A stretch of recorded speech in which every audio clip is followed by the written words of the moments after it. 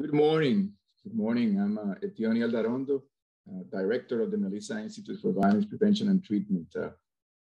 For the benefit of those who may not be familiar with the Institute was created 26 years ago following the murder of a young woman named Melissa Abman.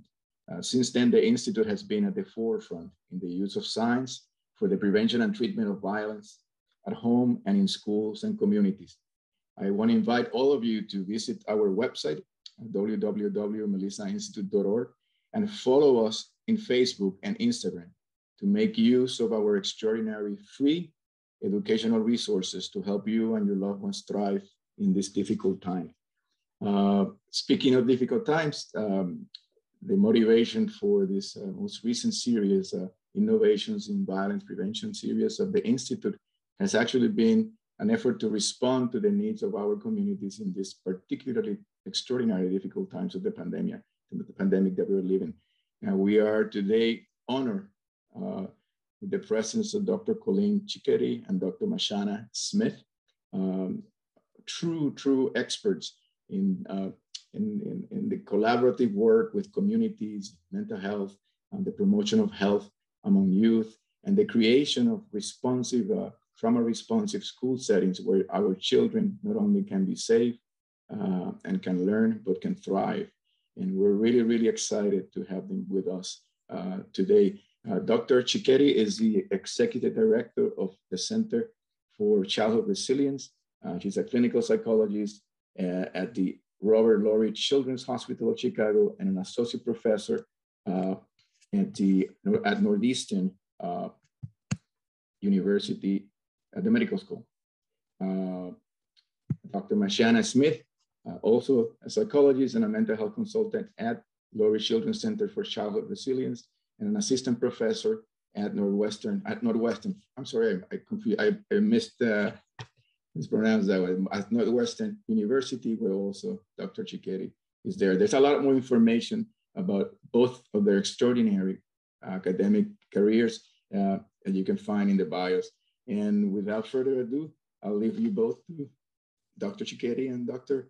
Smith. Well, thank you, Dr. Aldarondo.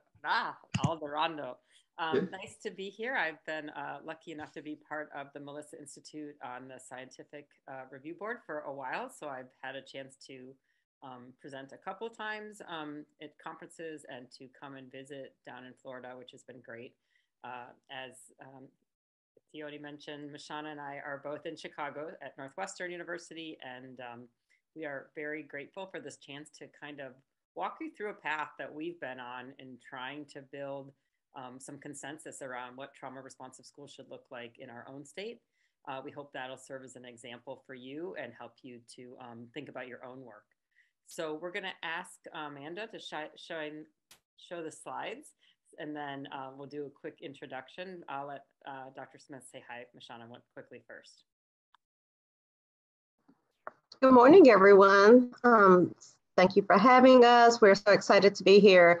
Like Colleen, to share our journey and a path that we've been on to really develop trauma-responsive schools throughout the state of Illinois to benefit not only students who we often think about, but to benefit our educators as well. We have quite a story to tell, and we would love to be able to share it and hope that it's beneficial to many of you who, whether you're in Florida or other states across the country. So looking forward to it and happy to be here with you today. So while we're pulling up the slides, we would love it if you would take a second. We're going to introduce our team and talk you through that a little bit of who we are. But if you wouldn't mind putting in the chat your first name, if you want your last name, your role, where you're from, and maybe your favorite thing to do in January on the weekend, since we're heading into the weekends and we all are in very different parts of the country. So if you could go ahead and just enter that in the chat so we can get a better sense of who's with us and where you're from, that would be great. And then Amanda, if you can take us to the next slide, we'll go ahead and introduce our team. Actually, first we'll start with learning objectives. So our goal today really is to walk through with you, why we think it's really critical at this particular juncture for us to come up with some common definitions around what a trauma responsive school should look like. We're going to walk through sort of how we've tried to engage multiple stakeholders around that, the importance of getting in lots of stakeholders, bringing in different opinions, what that looks like. And we are hoping that this will lead you to a place where you might consider doing this in your own communities to work together to really get a common definition. So that's our goal for today. On the next slide, this is who we are. So similar to the Melissa Institute, our center sits at a university and also it sits in a children's hospital. So we are part of the Northwestern Feinberg School of Medicine and the Ann and Robert H. Lurie Children's Hospital of Chicago, which is the pediatric arm of Northwestern Hospital in Chicago. We are a center that's combined with about 20 of us, soon to be 30, that are different, diverse mental health professionals. We represent folks who've worked in schools either as school social workers, school psychologists, or sometimes community partners. And we all come together to really think about this idea of, how do we as a children's hospital promote access to mental health in communities where kids live, learn, and play? It's our belief that we cannot wait for kids to come and sit on a waiting list at a big children's hospital, but instead we need to build the capacity out in the community. And we need to be doing that by working in multiple spaces. So we do a lot of school mental health, which is what we're talking about with you today. The trauma training work you'll see as we talk also expands beyond schools. We work in out of school settings. We work in early childhood. We also work with partners that are doing work in child welfare and juvenile justice, which I see some of you guys are in that space. So those are the two main buckets of our work. And then what we try to do is do that work through consultation and also through evaluation and implementation science, really thinking about what does it take to do evidence-based practices in communities in partnership. And we also try to advocate, and you'll see a lot of the policy work reflected today as we talk through how we've done this. And we also do have a training program like the folks down in Miami. So we have psychologists, social workers, psychiatry fellows that all work with us. So we're an active group. If you go to the next slide, you can see this is our mission. Really, it is to this belief that we have that we need to close the gap by making sure that all kids, and no matter what community they live in, what color their skin is, that they have access to adults that can address their mental health needs. So it's promoting that equitable mental health and wellness where kids live, learn, and play. Next slide. So this is the team that we have currently. Actually, we have had a few new students join us, and we realized this morning that we don't quite yet have their formal pictures, but we are a diverse group, and we really do work in tandem, multiple projects in lots of settings. So we'll tell you a little bit more about that as we go forward. Next slide. And this, I think, is really important because I think this really, I'm looking at the list of where you guys are signing in and where you're from and the different roles you have. We really believe that our center functions as what's called an intermediary, a word that we got from a colleague in Boston, but it really is this idea that we sit in an academic center, and yet we know that the evidence that and the best practices that were developed there work in clinic settings and in hospital settings, but our job is to really be this intermediary between the clinic and the academic medicine and the communities that we serve. And we believe that it's really critical that we do that by partnering and thinking together about what are the best practices that are emerging nationally, but also what are the local needs and how do we make sure that we build the capacity for local communities to pick the interventions they want to be delivering, to build the teams that work for them, and to really participate in any evaluation with us. And you'll see how critical that sort of intermediary role is as we go forward. Next slide.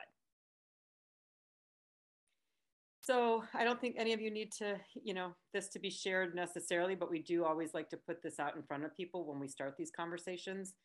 People often ask, why are you so focused on psychology and services being delivered in schools? And the rationale is what we see in front of us. What we know is that we are not doing a very good job delivering mental health services in our country. We believe the national data is telling us that only about 25% of kids who need mental health services in our country ever actually get them. And of those that do, about 75%, the only mental health professional they'll ever see is one in their schools.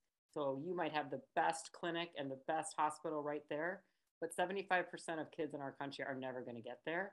And so we really need to be thinking about how do we rearrange the social systems and the investments so that the services that can be delivered in schools and communities are functioning. So if it is the de facto mental health system for our children, then what are we needing to do differently? Because the current landscape of how schools are staffed and prioritized and how money is spent does not necessarily support that kind of work. We also don't believe that we can just pile this work on top of the people who work in schools, but we believe it really is a collaborative partnership that's going to be critical for any of these needs to be met and for us to do innovative practices, particularly right now. Next slide, please. So again, another reason that we do this, that we call this our administrator slide, is that we really do believe that the rates of childhood trauma are quite high. We believe that 50% of kids have experienced at least one trauma before the age of 18. And the ones who make it to trauma experts, the ones that are seen through our partners through the National Child Traumatic Stress Network, for example, by the time they get to a trauma expert, they've often had 4 or more. Those of you working in juvenile justice also know that the rates of how kids are getting into our jails and our child detention centers, those rates are even higher. So the rates are really high. But the important thing to know is that we know that trauma does impact the actual functioning of schools. So we're not just doing this work in schools because that's where kids are. We're also doing it because the very things that educators are evaluated on and held accountable for, like absences, like graduation rates, like test scores, are all directly impacted by trauma. And we've had data that's told us that for a very long time. So when we go to administrators and ask for this kind of increase or focus on school-based delivery of services, we are definitely going to them and saying, this is something that you need to do for the kids, but it's also something that you need to do because it's going to help your bottom line. Your educators are working really hard, and if they're not addressing these issues, they're going to feel frustrated. They're going to feel burnt out. And as we all know, that's gotten even worse during this pandemic. Next slide, please. So the other thing that we know is that trauma-informed schools are critical because it doesn't just impact the individual who's being impacted, it does impact everyone. That child who's suffering is their behavior, their needs, their inability to be part of the group learning process really does start to wear on everyone around them. So we need to be thinking about not just that child, but how that child's impacting everyone, how that teacher is dealing with this, how that child's feeling or that teacher's feeling equipped to do the work they need to do. So we do believe that it is a systems issue, and the National Child Traumatic Stress Network does have a specific group looking at trauma in schools that really is trying to bring together best practices across the country. Next slide. So this slide is a little of a different spin on this. What we know is that we believe that doing this trauma responsive schoolwork is important. We believe that awareness of how trauma shows up and what it looks like in kids across developmental spectrum, how it impacts teachers, all of that is really, really important. But our colleagues, including one of our dear colleagues, Michael Kelly, in 2019, published a pretty important study. And they really were saying is that everyone's talking about this, but we don't actually have that much data that it actually works. We have some data that people like the trainings. We have some data that people feel better when they know this information. What we don't know is, does this kind of training change practices? Does it really do a better job? Are we in schools where this investment has been made? Are we doing a better job of identifying kids and getting them services? Are we doing a better job of retaining staff? Are we doing a better job of connecting kids to what they need, where they need, so they can be successful with their grades and their attendance and their behavior? So Dr. Kelly and his colleagues here really are asking the field to take seriously, if you're going to be out there promoting this, make sure you're contributing to the data.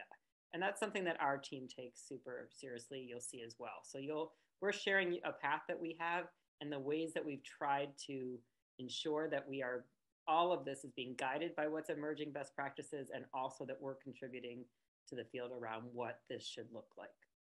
Next slide, please.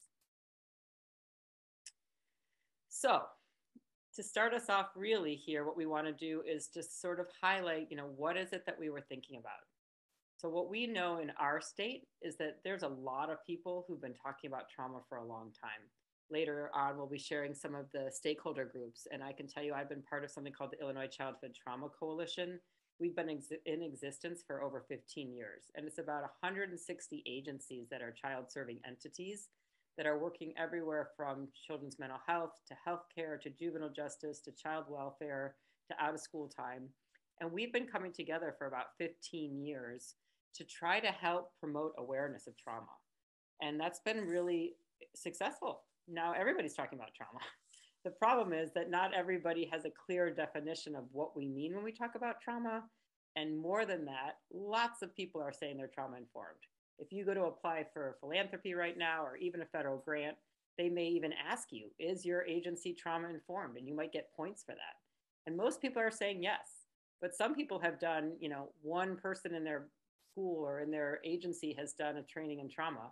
Other people have done serious dives. They've spent years looking at trauma or developing TFCBT strategies or trauma-informed groups that they can deliver, or really building their practices and policies.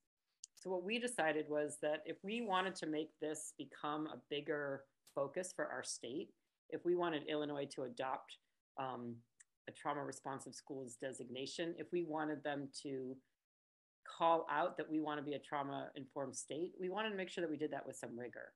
So we felt like it was really important to go through a couple of steps. We really wanted to know what other local and national efforts across the country look like. We wanted to know what are some of the common definitions that have been standardized at the national level. What are some ways that we might think about some strategic assessment and strategies to build this model? How might we think about this in terms of, if we put this out there, how do we make sure it's not just another program that's sitting on a shelf that in a few years will go away, but rather that it becomes something that schools actually are interested in, that they want to pursue, that by doing this, they're aligning things that they value and they're getting support from the state to move this work forward. So that's really what our goal was as we set off on this project a few years ago. Next slide. So the thing we're going to do next is kind of talk about that path. I'm going to let Dr. Smith share the path. She's been leading this work for our center for the last few years, and you'll see that it's been a bit of a winding road, but we feel like we're at a critical juncture, and we hope that by sharing this that you guys can get a sense with us of how you might do this, or how our paths might actually overlap, and we can learn from each other. So Mashana, if you want to go ahead. Sure, absolutely. Thank you. Like Dr. Cicchetti said, we want to share our path with you. And our path on this journey began several years ago. You can actually go to the next slide. It first began during school year 19 with only a handful of high schools. And though it was only a handful, the schools included highly functioning and well-funded schools. It included underperforming schools, and they included alternative schools. And so we had a really nice mix, even from the very beginning, of ensuring that we were serving and supporting different types of schools in different places. As we moved along our path, we expanded our model beyond high schools, but to elementary and high schools. And we're funded to do so through a state agency grant that we'll share more with you about. But we were doing this work with the Chicago Public Schools, which some of you may know is the third largest school district in the country. Subsequently, our work in this area has expanded to a small group of schools in Northern Illinois, where we were looking at how to best support schools in different types of community areas. And so we're excited to share what that work looked like for us. What does this model look like, and how can we support schools in urban communities, but also in suburban communities or rural communities? And more recently, across the state of Illinois, our work has expanded until the point that we have reached now, which is deeply embedded in the state of Illinois in over 800 schools. So this has been our path. It has been very exciting. It has been very quick. As you can see, we've done all of this within the past 5 years. And dare I say, it's been a little daunting. Next slide. So across all of our initiatives along this path, we have consistently trained and consulted with schools on both a needs assessment process and an action planning process to support their trauma-informed and trauma-responsive school endeavors. So I want to talk a little bit about the components of this process, starting with our needs assessment. So the needs assessment tool that we have used is the TRSI-8, and that stands for Trauma Responsive School Implementation Assessment. This tool was actually developed by our partners at the Treatment and Service Adaptation Center, which partnered with USC. And they developed this program using an approach called the RAND UCLA Modified Delphi approach. And what this is a commonly used evidence-based approach in order to develop high quality measures. They engaged a panel of national experts, of which we were a part. Proud to have been a part of that. But the purpose of convening the national experts was really to engage in a consensus process in which we were able to identify and refine what are the best practices, and not just best practices, but best policies for trauma responsive school implementation. We wanted to have expert consensus, and then we also wanted to have school administrators, folks on the ground, who could really give input from different regions of the country, and to ensure that this assessment was both culturally sensitive, as well as that this was really a feasible instrument that could be completed by schools. And so this is the tool that we'll use and have used, and you'll hear a lot more about it throughout our time together this morning. Next slide. So the TRSI-A is actually comprised of 8 domains. When we talked about the panel that convened, it was decided that trauma responsive policies and practices, and even those procedures that accompany them, fall within 8 particular domains. And here are the domains here. I won't necessarily read them all to you. But people often have questions about, well, what are the items within those domains? So I will share some of those with you just to kind of give you a sense of the tool. So for example, when you look at whole school prevention programming, one of the questions asks, like, to what extent does your school or district have clearly defined discipline policies that are sensitive to students exposed to trauma? We want to know that. Take that into consideration. Have schools really self-assess themselves there? Also, when you look at targeted programming or even early intervention programming, one of the questions is, does your school or district implement a specific intervention to meet the needs of kids suffering from trauma? So some examples that some of you may even be familiar with is CBITS, Cognitive Behavioral Intervention for Trauma in Schools, or bounce back intervention. So asking schools to really reflect on whether or not they have those interventions available for students. On the instrument, schools rank themselves on a scale of 1 to 4. So 1, absent, don't have, and then 4 would be, yes, fully implementing that component. So that gives you a sense of the measure. Next slide. So as part of our work with a state-funded agency grant, we were able to look at this instrument across 8 participating schools. And these schools were both elementary and high school. And here are some of the data that we found very interesting. We want to share with you. You could see in this data across these schools, across the different domains, that there was some variability in where schools were. Remember, 1 is kind of absent of that component altogether, and 4 is that it's fully implementing. And so we saw some higher scores on some of the instruments, and then it's very clear where we saw some of the lower scores. And this was across all of the schools. So where you could see that there was some higher scores around, for example, family and community engagement at about a 2.5, and then also at the targeted trauma-informed programming. So, and the targeted, I should tell you, is oftentimes in partnership with community partners. So having supports and interventions available to support students in collaboration with community partners. Or having referrals, for example, to community partners. Schools were doing a little better, but you can see, if we look at those red bars, that schools were performing very poorly in 2 areas in particular. The first is staff self-care, which looks at everything from whether or not staff are even knowledgeable and aware of what secondary traumatic stress is, whether or not they're able to support one another, whether or not they're aware of different professional resources that can support them, for example, their employee assistance programs. So schools rated themselves as being very, very low in this area. The second area that you see that is low is whole school trauma programming. And this is whether or not schools are actually providing training and knowledge to their staff and educators, and not just teachers within the building, but all staff, and whether or not they're fully understanding, getting that fundamental knowledge to understand the nature of trauma, the impact of trauma, and then the different strategies that they can use to support students, both whole school and within the classroom. Those were two areas that schools scored themselves very low on. Next slide. Thanks. So given the data that we have and the scores that we have, the themes that emerged in the action plans that schools developed weren't completely surprising. So after scoring themselves and receiving their scores on their TRSIA, schools use that data along with other potential data sources that may supplement that data to develop a data-driven and very data-informed action plan of what it is that they wanted to target and achieve. So here are just some of the themes that emerged across the action plans. I won't necessarily go over all of them, but certainly we do want to highlight some of them.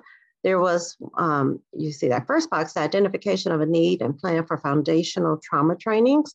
And again, this isn't just for educators, all staff and thinking about what trainings need to be delivered.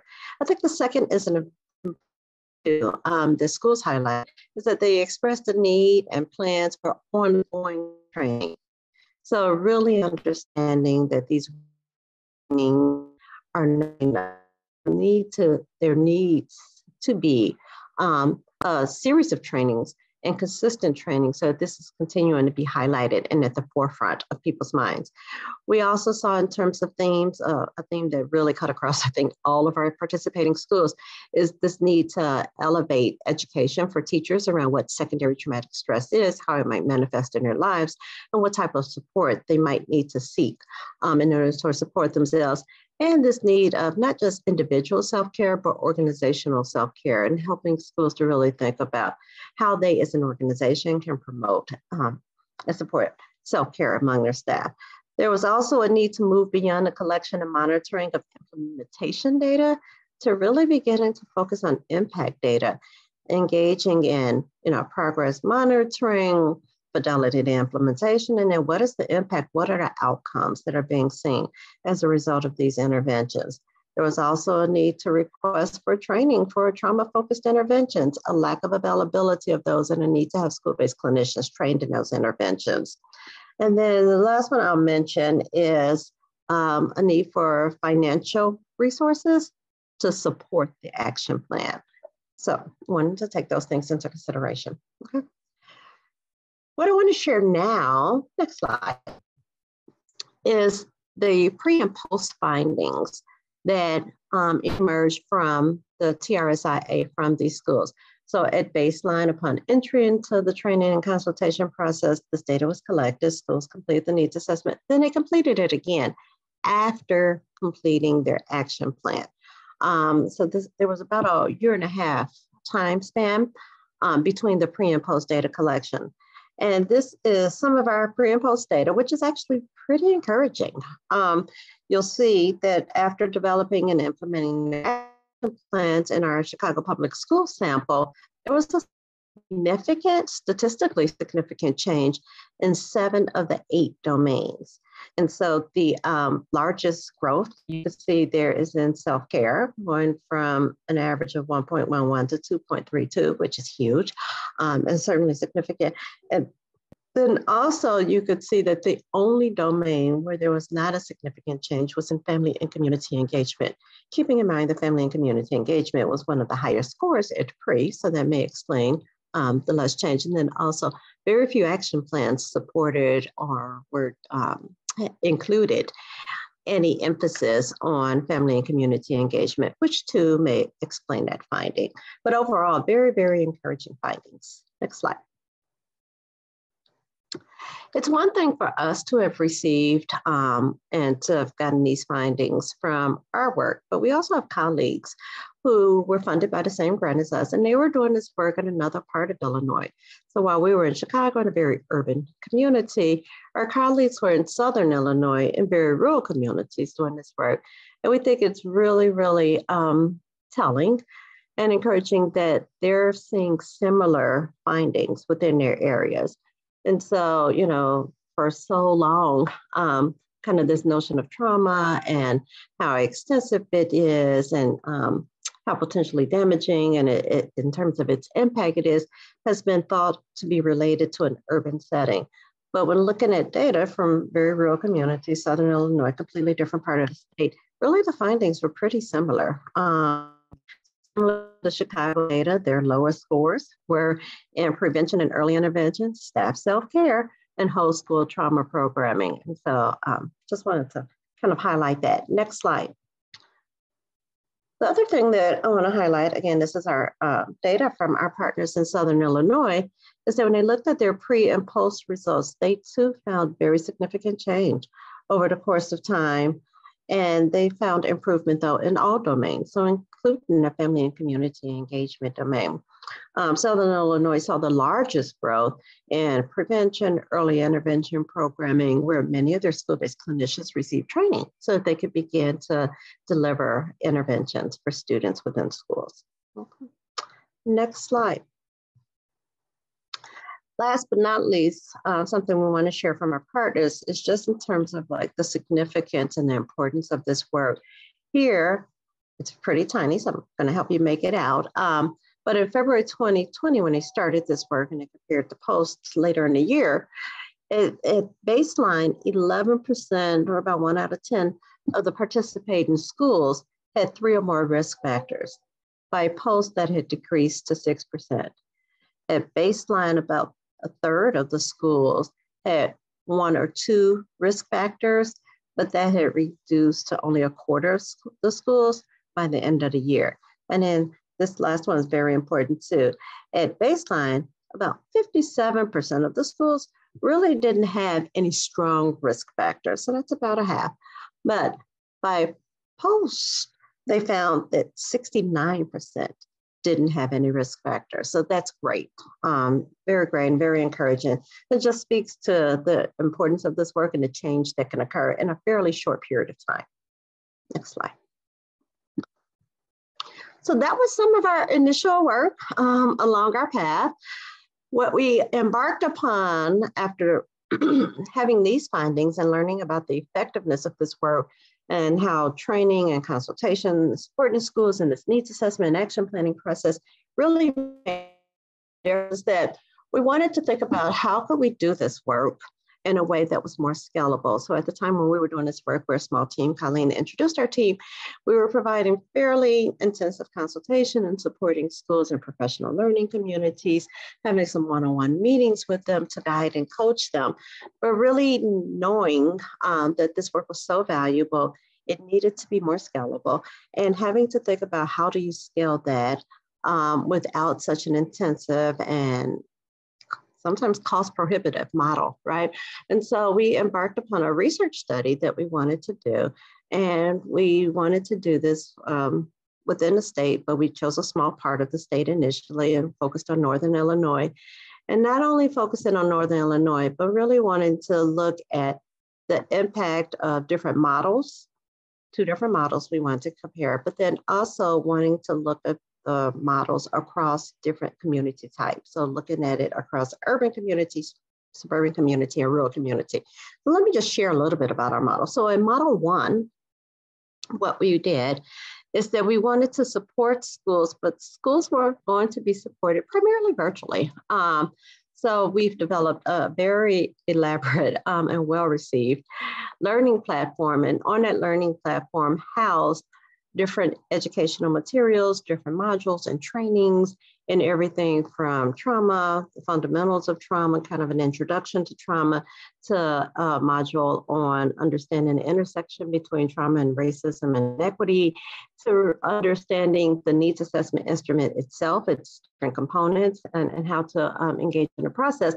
and to the action planning process. So we had a series of trainings available online and with accompanying guides. All of them were in the form of a webinar.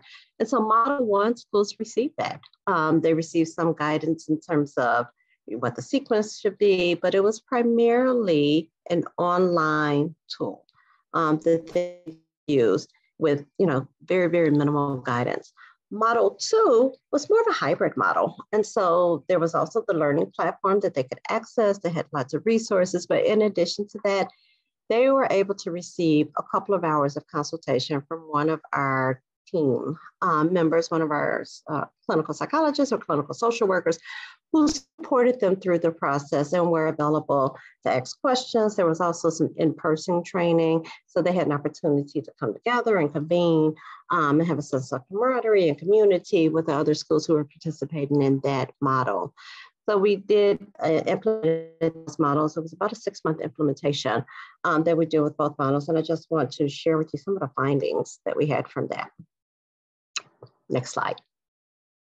So what we learned from this is that one, we had, in terms of the learning platform I mentioned to you, we had 179 users registered on the platform.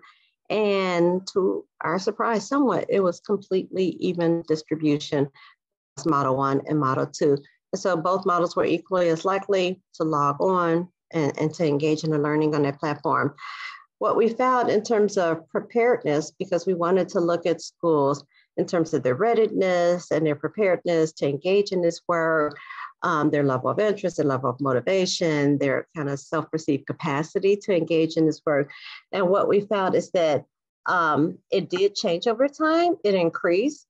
And this is self-report, but schools' readiness to engage in this work increased over time, but there was no variation across model type. So whether schools were participating in Model 1 or Model 2, they were equally as likely to kind of advance in their capacity to engage in this work. And that was very, very encouraging. The other finding that I want to share with you is we also wanted to look at, okay, to Colleen's point earlier, is this really moving the needle on the implementation of trauma responsive practices and policies within the school building.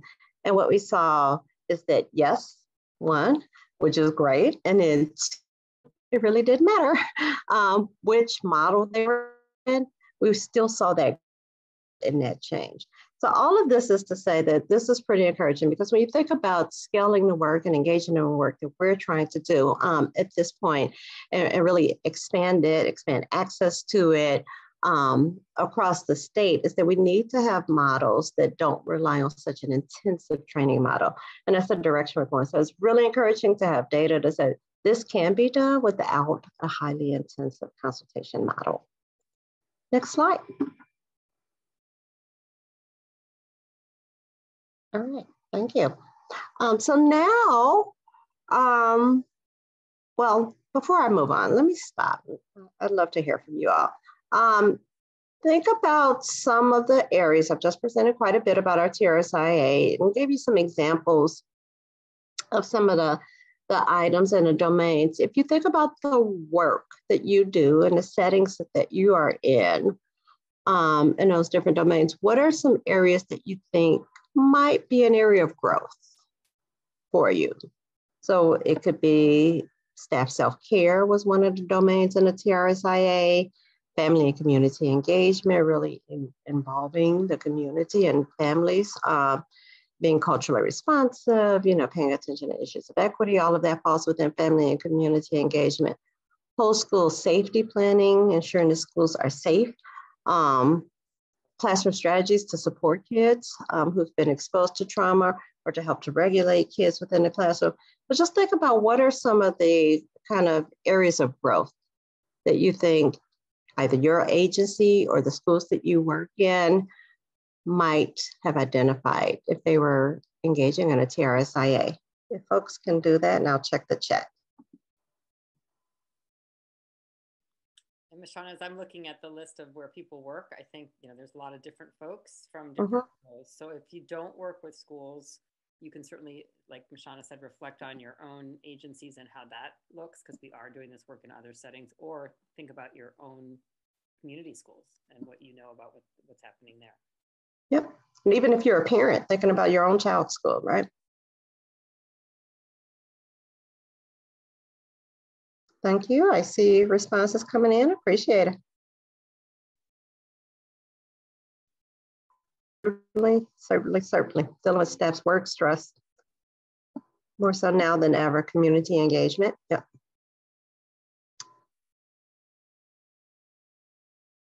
Okay, we'll continue to drop those in. Love to hear from you. And then I'm going to move us to along our path to talking about some of our current work, which is what we call the REACH pilot. REACH stands for, I have just at a loss of words for REACH. Our R is Colleen. Resilience. There we go. Resilience Education to Advance Community Healing. Yes. Resilience Education to Advance Community Healing. And this is a pilot that we're doing with our state educational board and agency, the Illinois State Board of Education, and throughout the state, our statewide effort. So I want to introduce you to how we became on this, how we reached this part of the journey. It really began, next slide, please.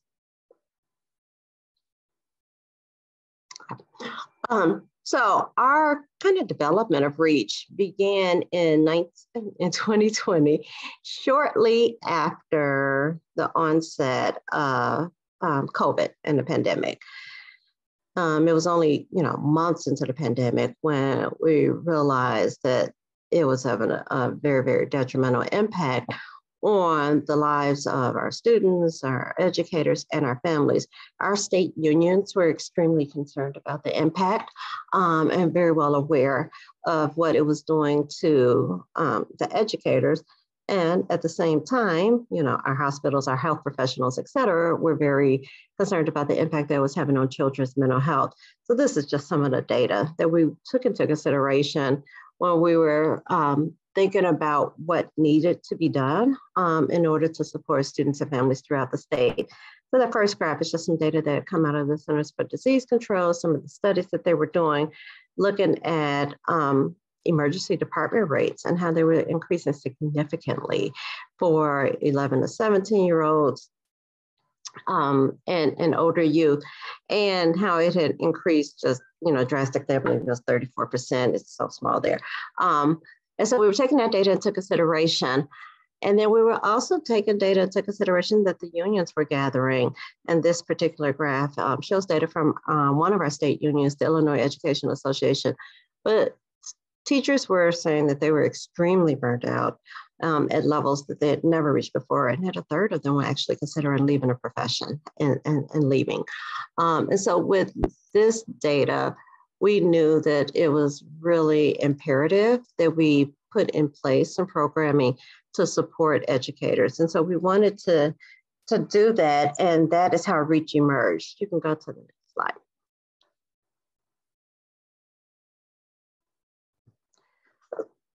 The other thing we wanted to take into consideration is that ISB, the state had long recognized the importance of addressing mental health and trauma, and had actually built that into their SEL and mental health plan, a strong focus on that. So they knew they wanted to address social and emotional learning and needs of students. We are, in fact, our state, Illinois, was one of the first states to have SEL standards. And this was back in 2003, that we were one of the first states to have SEL standards. And so we know that we've always valued social and emotional learning within the classroom, but really wanted to extend that to ensure that we were having high levels of SEL professional development in order to support staff, and then also to have the supports and services the students needed. So you can see that it was part of their strategic plan, and building on that, they felt REACH would help support that. And just wanted to make mention of the particular department with whom we work is the Illinois State Department of Education Wellness Department, who was also in a position at that time to really leverage some of the funding and the resources that were being available, both some of the COVID funding and the ESSER dollars, but even prior to that, some of the partnership dollars that they had. And so they were working alongside the 21st Century Program, which is funded by the Department of Education, and had some monies in order to support schools that were identified as being high in need. And so they were high in need prior to COVID. They were more high in need after COVID, and having some monies to be able to support schools in becoming more trauma-informed and responsive. So let me tell you now, if you'll go to the next slide, how this actually aligned with other initiatives. And so for any of you who work in education, you know, it's always imperative there's not just one more thing that we're doing and that we're burdening educators with. We're really thinking very, very strategically about how will additional efforts align with existing efforts in order to support educators. So one thing that we have here in our state is the quality framework. And so you could see just a number of standards that we're looking at. But what we wanted to do is make sure that schools understood they're all complete in their Illinois quality framework. They're all kind of evaluated on this on an annual basis, but to make sure that they understood how the different elements of REACH would complement what is already required of them, their Illinois quality of framework. So we were very intentional in doing this and working alongside the educational professionals. It helped with the buy-in from educators and schools. So let me tell you now about the slide exactly what REACH is. We had a couple of goals. The first goal is that we wanted to prepare educators and support student mental health via trauma policies and practices. That was our very first goal. But beyond that, and the families, but we want to foster educators, both their personal and professional resilience and self-care. We have heard repeatedly, as I'm sure many of you have, and whether it's in your own agency or related to schools, that teachers are under a lot of stress right now. This is probably the most stressful point in their career for most teachers. So we want to make sure that we're fostering their resilience, and not through just individual self-care, go take a bubble bath, have a glass of wine, but to really think about what does organizational self-care looks like? How can you, school administrator and you as a team, meet that need? Third goal of REACH is that we want to assist schools in really creating the structures that they needed. This isn't a one-man show when you're talking about meeting the mental health needs or having trauma responsive school climates and policies, but helping them to really think about and build their structure and the infrastructure within their schools, and to do so using data in a very data-driven and data-informed way to approach this work. And then last but not least is we wanted to support schools in planning, to support them in planning at the individual school level through their action plan, but then also planning for sustainability by partnering and embedding this work with other larger organizations, whether that's like the Illinois Principals Association, the Illinois Education Association, and then also the way our state is divided is into regional offices and areas. So that was the goal of REACH. A REACH pilot kicked off. We did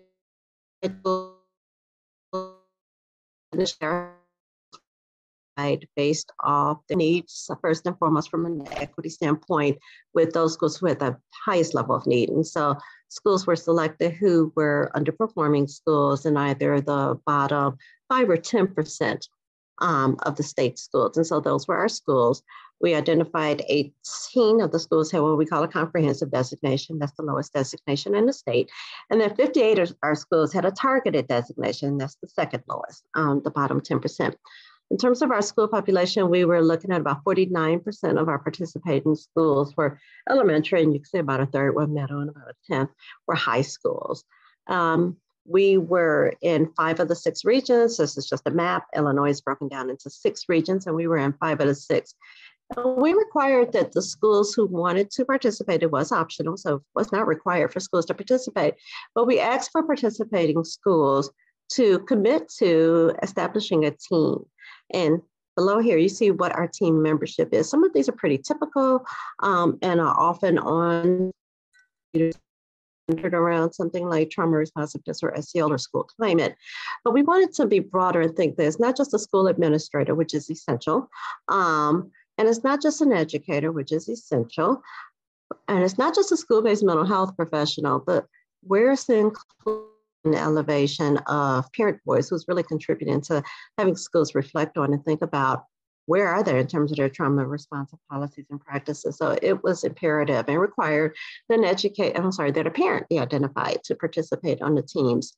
And it was also required that a community partner be a part of the team.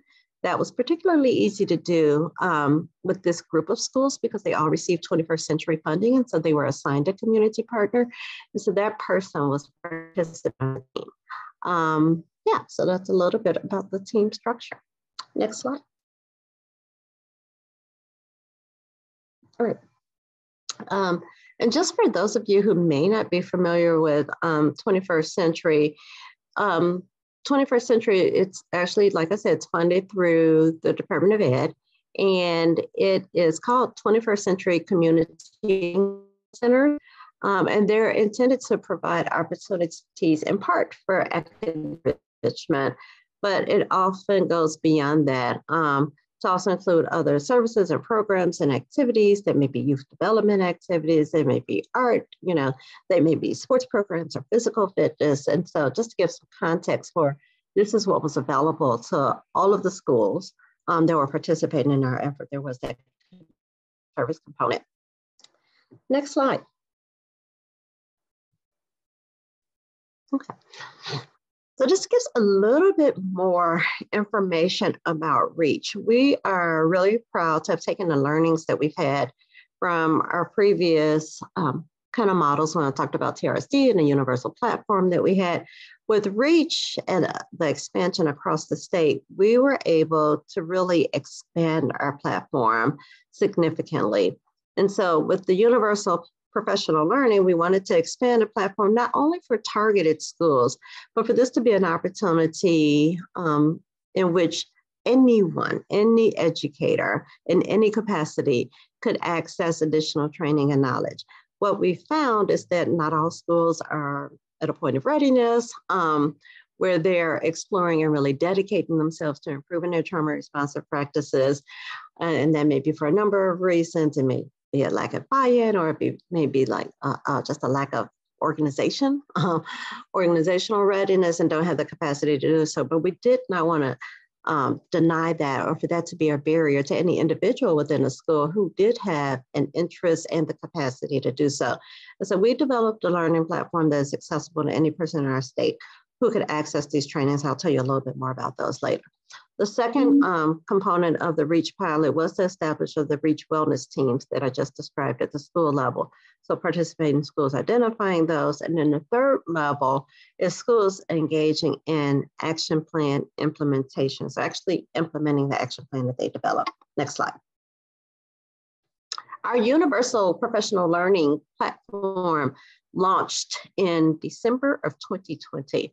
And I must tell you that we were extremely shocked in part by the number of persons who logged on. Within the first week of our launch, we had over 2,000 individuals access the portal. So, I mean, clearly there was a need, even a higher need than we had anticipated, and an eagerness to dive into this work across our state.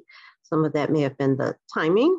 We were in the midst of COVID and remote learning, et cetera. There's such a high level of need, but we were really encouraged and excited to be able to meet the need that obviously existed within our state.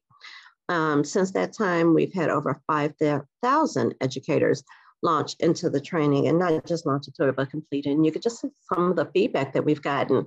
People are very excited about the information, that it's realistic. It gives, easy skills and strategies that teachers can. So we've gotten that feedback, like that we've not only focused on the students, but our recognition and attention to education has been well appreciated. And then just loving the resources and being able to read additional resources beyond the module. So very proud of the platform. Just to give you a sense of, you can go to the next slide, please. There are different modules on the platform. And so, as I've spoken before, we have one on the impact of trauma on students, staff, and schools. But then also have one that's very specific, because after people understand What is trauma? What is the nature of it? How does it impact the brain? All of that is important. Many people are like, what's it do? And so we wanted to be sure that we had modules that really spoke to very specific strategies that could be used in the classroom. And so we have one that talks about different strategies. What are strategies to support with emotional regulation? What are some strategies to build relationships? Like we know relationships are fundamental to supporting kids who've been exposed to trauma. What are some strategies to support with emotional safety? So all of these are embedded strategies. Two that I'll highlight that may not come to mind initially when you think about strategies for classroom, but that we think are essential is that you can have strategies for supporting emotional safety and emotional regulation and relationships, but making sure also that some of those strategies include self-care. Like you cannot do this work without educators tending to themselves and having self-care. Likewise, you cannot do and deliver any of those skills if they're not culturally responsive and couched within a context of understanding the student's culture. So we have training on that. We also have psychological first aid and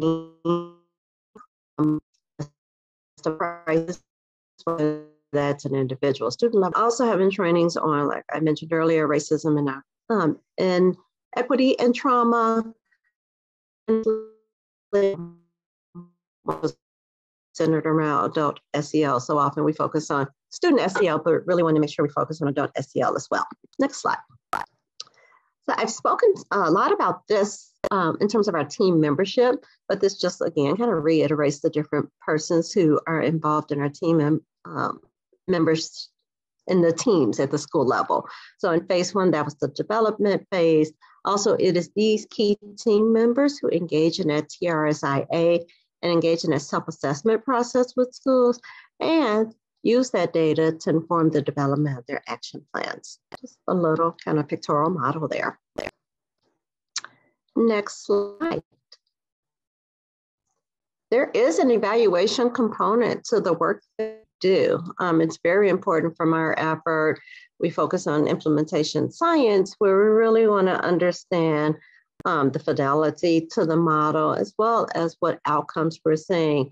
And so some of the questions that we look at, we engage in both quantitative and qualitative data collection. We wanted to look at one of our research questions, are the teams really engaged in the process, right? A lot of this is about the process. Is there acceptability? Is there fidelity to the process?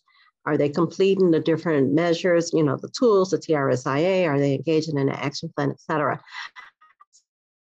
The thing that we wanted to look at is the process sufficient for creating high quality. And so we actually do a very, very deep dive of coding their action plans and looking at whether or not these action plans are smart, measurable, you know, into progress monitoring, et cetera. And then last but not least, looking at whether or not participants are satisfied and going from the professional development that is offered. And so we do some evaluation of that, ask them some questions, and then also engaging them in focus groups. So next slide, please. This next slide actually just gives a summary types of tools that we're using as part of our evaluation. And so we are not only gathering survey data, but really sitting down with teams and engaging in focus groups to better understand their experience with the process, as well as any recommendations that they have for the process. There's some structured interviews, particularly leaders, and some principal interviews that we do. There's the TRSIA that I mentioned, satisfaction surveys, and then these others. Let me just mention these as well very quickly. But the Panorama, which some of you may be familiar with, a free instrument, but has some surveys to really measure culture and climate. And part of what we get is whether or not as a result of participating in this effort, receiving all of the training, engaging in the processes, is there a change in culture and climate in a more trauma responsive direction? And so we do use that. We are measuring growth in skills, increase in knowledge. And then we're also looking at change in attitudes towards trauma-informed care within the educational setting and seeing whether or not, as a result of this, we're seeing any change among the educators. So that is a little bit about our outcomes and what the data sources that we are looking at. I'm going to stop there. So hopefully this gives you an idea of sort of how we as a center have built this sort of pathway forward, and also looked at the using evidence and best practices to really inform our work. What we want to talk about next is sort of moving to this idea of that statewide designation. Like, what does that actually look like? How might you do that? Because up to this point, we're talking about some work that we've been doing with philanthropy dollars and with some state dollars. But next, we're going to talk about a federal investment. So the next thing I want to talk about is sort of this idea of stakeholders. So next slide, please. So if you remember, this is where we started today. You know, why do we need to do this? And you can see in that, why do we need a designation, some of the processes and systems we've already highlighted for you, some of the things that we've been trying to do in terms of measuring how do you do this, what are the tools to use to do this. But the point here is that we really felt like we needed to build a coalition to support this work. Next slide. So, you know, why is this so critical? You know, we felt like there was a couple of things that really were critical. One is that we wanted to make sure that we had other people, you know, if your states are like ours, there's a lot of people talking about trauma right now. So we wanted to make sure that we were really bringing in folks nationally, but also locally that were doing this work to make sure that they looked at this project and saw it as a statewide effort that everybody could join in, and not us at this center up in Chicago trying to take over this work. We wanted to make sure we had people who could give us some oversight and recommendations. We felt like it was really critical. You know, what we know in this world of schools is when you're doing things that are outside of academics, the funding for that comes and goes. It often is related to grants. So what we wanted to do is make sure from the beginning that we were engaging some state leaders and legislators so that they understood why this was so important, both to our students and our educators, but also so that they could join us in this process of thinking about how do we keep this moving. As Mashana said, it was really important that we made sure that this didn't just seem like one more thing that we were adding into schools, but we had to really embed this in what people were already doing and what they were thinking about. And we wanted to make sure that, you know, this creative funding process went through so that everybody felt like at the end, they were able to keep this going. And we also thought that it was really critical as we think about pre-service and behavioral health training programs in education, because what we know is that we are not necessarily training the workforce, in our state at least, to do the kind of work that we are doing. We're not training people to be able to collaborate in schools. We're not training educators on the impact of trauma before they become teachers. So they're getting this information while already on the job. And we believe that more focus on how we prepare people will really make a big difference. So we felt like in order to do any of those things, you really do need to bring in lots of stakeholders. Next slide, please. The other thing that happened is that there was all this funding coming, right? So we knew that there were federal dollars that were looking at this issue of, you know, how do we expand services? How do we think about the impact of the pandemic on the immediate and the prolonged impacts? You know, increasingly, you're all hearing this. We know that it's not just academic loss, but the social emotional growth of our students has been really tough. So we really wanted to sort of say, how do we take some of these federal dollars and elevate them when we had this REACH pilot already going? So we had data. We had sort of what the government likes to call a shovel-ready project, but we were only working in 55 schools. So we had to think about, could we expand this, and what would that take? Who else would we need to engage? So we've already mentioned that there's these regions in our state. There's also SEL coaches. And so one of the things that some federal dollars did was to build the capacity for them to be partners with us as we expanded the statewide process. Next slide. So these are some of the partners that we've started to think about. We've talked about this before, those regional offices of education. We've also talked about the Illinois State Board of Ed, but we're also looking at some other projects, monies that were being spent through the Illinois Empower or the 21st Century grants, right? So what we're really thinking about is, how do we build a network of folks that are already excited about this work and make sure that they're part of this? Next slide. So in terms of why we're going to do this, we're going to think about public and private partners. So public partners, we think it's really important if you're going to try to do something outside of the system that you make sure that your state agency, your state education agency, understands what you're doing and it aligns with their priorities. So for us, that was really looking at those priorities that Mashana showed you a few minutes ago. We also felt like it was really important for advocates, whether they're the leadership organizations for teachers, for superintendents, for principals. There's a whole bunch of folks out there that feel that their work touches this. And so it was really important that we start bringing them into the conversation so that they can communicate with their members how this is helping them. As I mentioned earlier, we know that kids don't just go to school. They're being served by many, many agencies. So we really wanted to make sure that we were thinking about those other public service entities and how kids are getting services and making sure that this was all aligned. And we knew that we needed some champions. We're going to show you a video in a few minutes from one of our champions that really does highlight that we needed people talking about this at the highest levels of our state so that in the middle of a crisis, it doesn't get lost.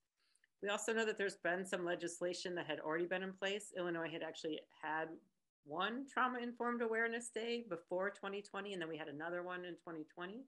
So we'd had people start saying, we want to be a trauma-informed state, but our worry was that somebody was going to make this proclamation that we actually are one, and we would have no data, no monies, no anything to actually support it.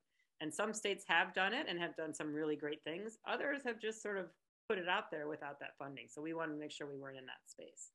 The next slide. In terms of community and private sector, we really did want to make sure that this did not just seem like something coming from the State Board of Ed, but it really did kind of come top down and bottom up. So it was really critical to us that we're talking to parents and students. We brought in folks that are working in social service organizations, and they were thrilled. For the most part, they don't get as much of the training. Like our out-of-school providers are often left out of PD, so they really are interested. One of our big partners is the Girl Scouts. And if you look at the Girl Scouts, they've been doing 125 years worth of SEL. But most schools don't think of them as an SEL provider or a targeted support for students. They just think of it as a nice thing.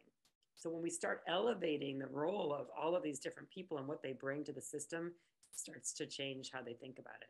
So we definitely did want to make sure that we were bringing in those academic partners, those municipal leaders, and also really trying to be responsive to media, to share stories and really get these things out.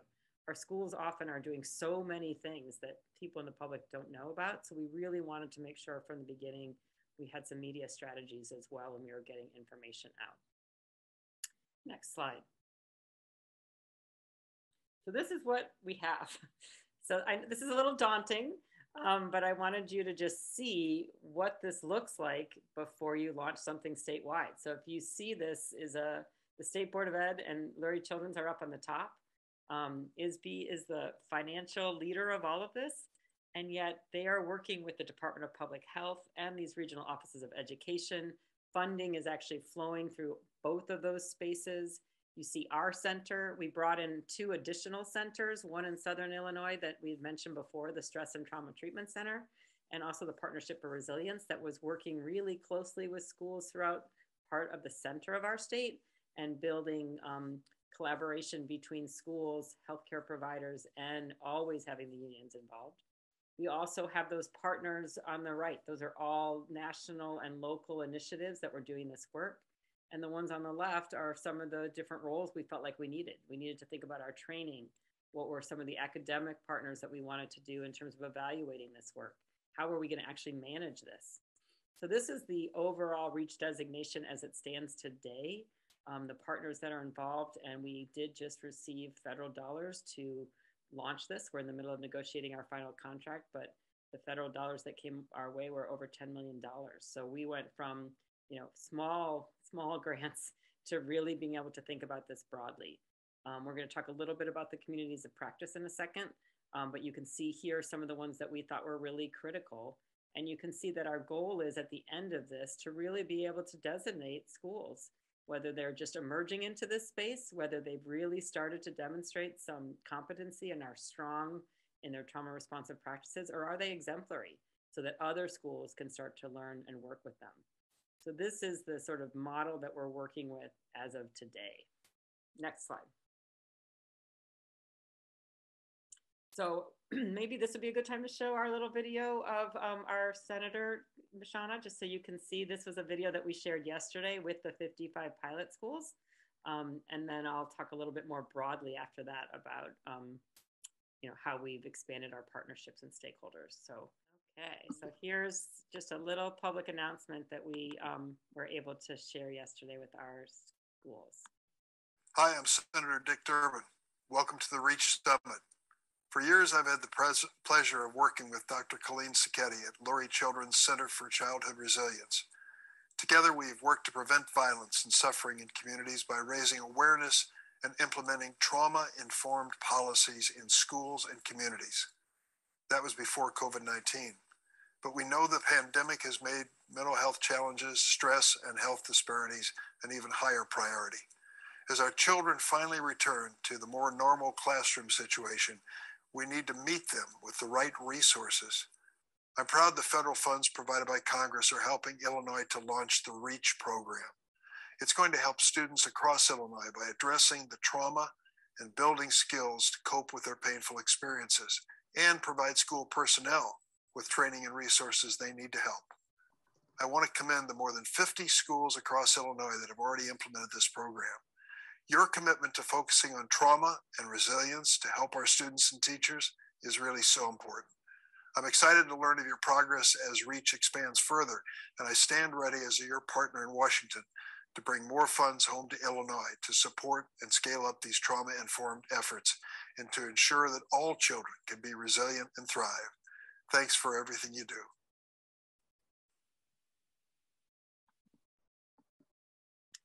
So the point of showing that is really just to highlight that, it is important.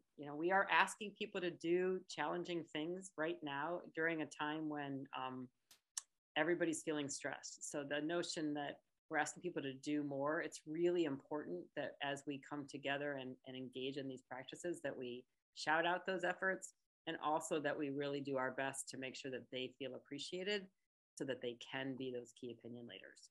So Amanda, if you can go back to the slides.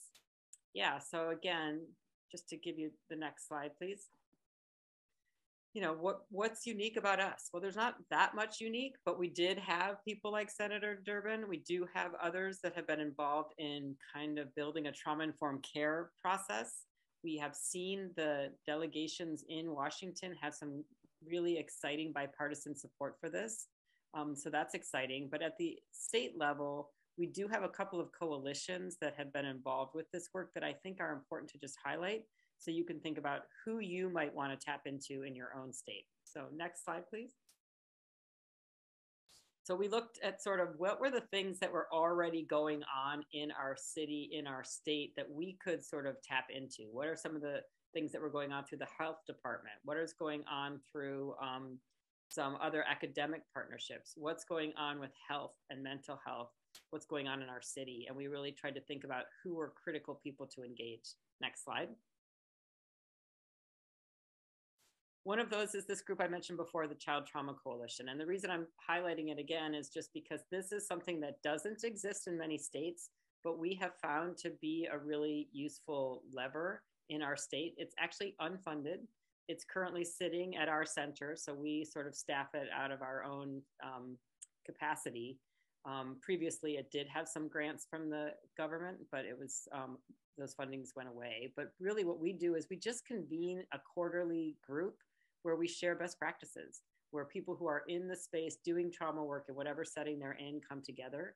We have had a workforce committee that has really been looking at building some strategies for pre-service training. They're actually doing a listening session in a couple of weeks to find out who's using that and has it been working and what could they do to move it forward.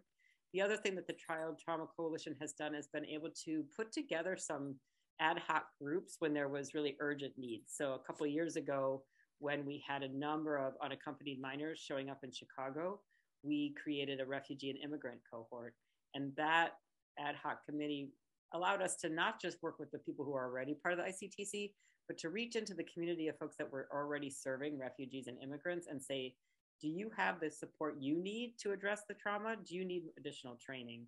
Is there ways that you can help us, the people who do child trauma, understand the experience of the refugee and immigrants so that we can help build your capacity to serve these families? So that was a group that was very active and has subsequently really led some of the efforts in our city.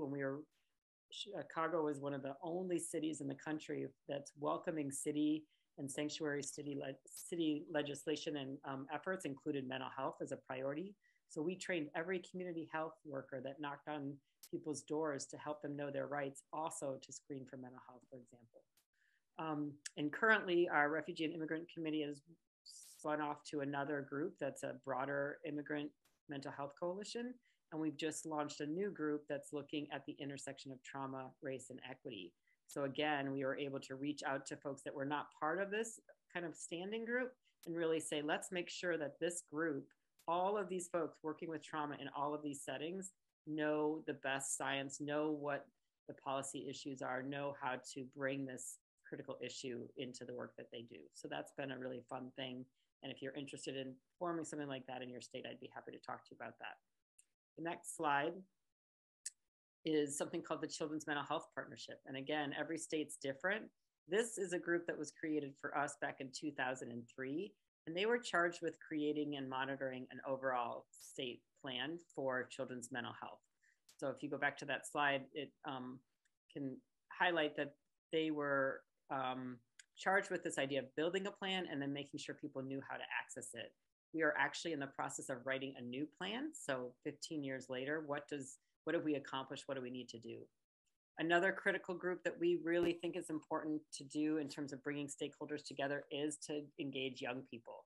We have found that the young people are really happy and interested to work on and talk about mental health. There's some groups that might exist in your own spaces. We know that our State Board of Ed did have a student advisory board, so that was an easy one to connect with.